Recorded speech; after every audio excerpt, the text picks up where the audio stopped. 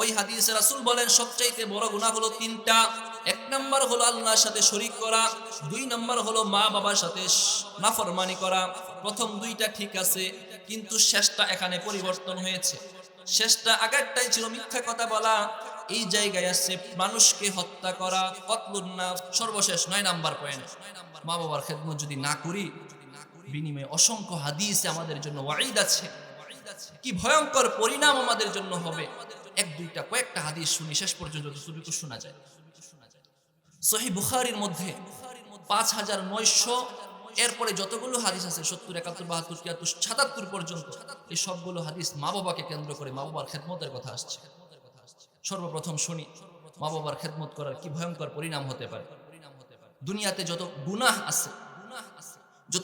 আছে, সবচেয়ে বড় গুনাহ হলো আল্লাহর সাথে শিরিক করা। সবচেয়ে বড় গুনাহ কি? আল্লাহর সাথে শিরিক করা। এর চেয়ে কোনো বড় কোনো গুনাহ নাই। তারপরে বড় গুনাহ হলো মা বাবার সাথে নাফরমানি করা। তারপর বড় গুনাহ হলো মা বাবার সাথে নাফরমানি করা।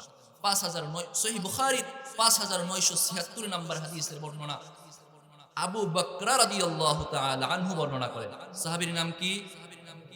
আবু বকরা। সাহাবীর নাম শুনলে লজ্জা আছে নাকি? আজকে আমরা নায়ক নর্তকীর নাম মুখস্থ রাখি, কিন্তু সাহাবীর নাম জানি না। আবু বকর একজন সাহাবী, ইনি হলেন আবু বকরা। আবু বকর না, আবু বকরা রাদিয়াল্লাহু তাআলা আনহু। অসংখ্য হাদিস আছে তার থেকে, আশুরার ক্ষেত্রেও তার থেকে হাদিস বর্ণিত আছে। আমরা হয়তো তার নামটা ওই আশুরার ক্ষেত্রে শুনেছি, এবার আরেকটা হাদিস তার থেকে আমরা শুনবো ইনশাআল্লাহ।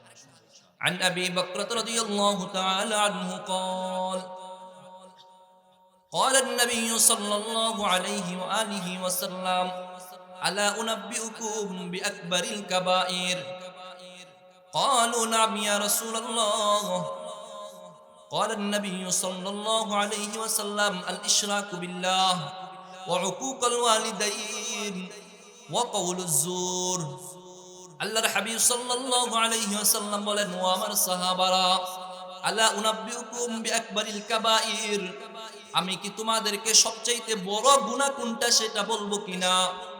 আল্লাহর হাবিব সাল্লাল্লাহু আলাইহি ওয়াসাল্লাম যখন সাহাবায়ে কেরামদেরকে প্রশ্ন করলেন, সাহাবায়ে কেরাম বললেন, ক্বালু নাম ইয়া রাসূলুল্লাহ, হ্যাঁ বলেন, আমাদেরকে বলেন। ফাকালান নবী সাল্লাল্লাহু আলাইহি ওয়াসাল্লাম, রাসূল বললেন সবচাইতে বড় গুনাহ হলো আল ইশরাকু বিল্লাহ, আল্লাহর সাথে শিরিক করা। বলেন সবচাইতে বড় গুনাহ কোনটা? আল্লাহর সাথে শিরিক করা। তারপর হলো উকুকুল ওয়ালিদাইন, পিতা মাতার নাফরমানি করা। তারপর হলো ওয়াকাউলুজ জুর ওয়া শাহাদাতুজ জুর, মিথ্যা কথা বলা। বড় তিনটা গুনার এক নাম্বারটা হলো আল্লাহর সাথে শিরিক করা, দুই নাম্বার হলো মা বাবার সাথে নাফরমানি করা, তিন নাম্বার হলো মিথ্যা কথা বলা। বুখারী তার পরবর্তী হাদিসটাই ৫,৯৭৭ নম্বর হাদিস, আনাস রাদিয়াল্লাহু তাআলা আনহু বর্ণনা করেন। ওই হাদিসে রাসূল বলেন সবচাইতে বড় গুনাহ হলো তিনটা। এক নাম্বার হলো আল্লাহর সাথে শরীক করা, দুই নাম্বার হলো মা বাবার সাথে নাফরমানি করা। প্রথম দুইটা ঠিক আছে, কিন্তু শেষটা এখানে পরিবর্তন হয়েছে। শেষটা আগেরটাই ছিল মিথ্যা কথা বলা, এই জায়গায় আসছে মানুষকে হত্যা করা, কতলুন নাফস। এটা সবচাইতে বড় গুনাহ। বুখারীর ৫,৯৭৩ নম্বর হাদিসে রাসূল বলেন, মানুষকে আমরা একজনকে গালি দেই না, বকা দিয়ে দেয়। একটা অটোর সাথে একটা অটো লাগলেই বকা দিয়ে দেয়, গালি দেয় না? এই গালি দেয়। অথচ আপনি একজনের বাবাকে গালি দেন, রাসূল বলেন মানুষ তার নিজের মা বাবার উপর নিজে লানত করে। আপনি কি আপনার বাবা মাকে কোনোদিন গালি দিবেন? লানত করবেন? কিন্তু না। রাসূল বলেন অথচ উম্মত তার মা বাবাকে গালি দেয়, মা বাবাকে লানত করে। কিভাবে? সে অপর একটা বাইককে গালি দিল, বিনিময়ে সেও তার বাবাকে গালি দিল। গালি দেয়াতে সে যেন তার নিজের বাবাকে গালি দিল। অপরের মাকে গালি দিলা মানে নিজের মাকে গালি দিলা, অপরের বাবাকে গালি দিলা মানে নিজের মাকে গালি দিলা। এজন্য মা বাবাকে গালি দেওয়ার ক্ষেত্রে খুব সাবধান। এই যে মা বাবার খেদমত না করার পরিণাম জানলাম, এবার 10টা পয়েন্ট ছোট্ট ছোট্ট করে, যাদের মা বাবা আছে কি খেদমত করবে? মা বাবা আছে কার কার? হাত তুলেন। মা বাবা আছে কার কার? সৌভাগ্যের লক্ষণ, আল্লাহ আমাদেরকে খেদমত করার তৌফিক দান করে। যাদের মা বাবা আছে 5টা কাজ করব।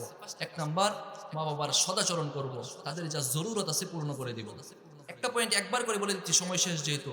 2 নাম্বার, মা বাবাকে কখনোই কষ্ট দেব না, মা বাবাকে কষ্ট দেব না। 3 নাম্বার, মা বাবার আদেশ শ্রবণ করব, যেটা বলে সেটা শুনবো। 4 নাম্বার, মা বাবাকে শ্রদ্ধা করব। 5 নাম্বার, মা বাবার যোগাযোগ রাখবো।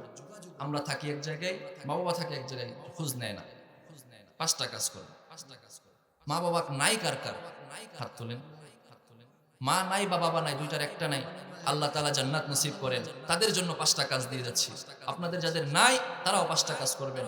এক নাম্বার কাজ হলো তাদের জন্য দোয়া করবেন। সূরা বনী ইসরাঈলের 24 নম্বর আয়াতে আল্লাহ দোয়া শিক্ষা দিয়েছেন, রব্বিরহামহুমা কামা রাব্বায়ানি সগীরা। লম্বা করা যাচ্ছে না সময় শেষ হওয়ার কারণে। পাঁচটা, যাদের মা বাবা নাই দোয়া পাঁচটা কাজ করবেন। এক নাম্বার দোয়া করবেন।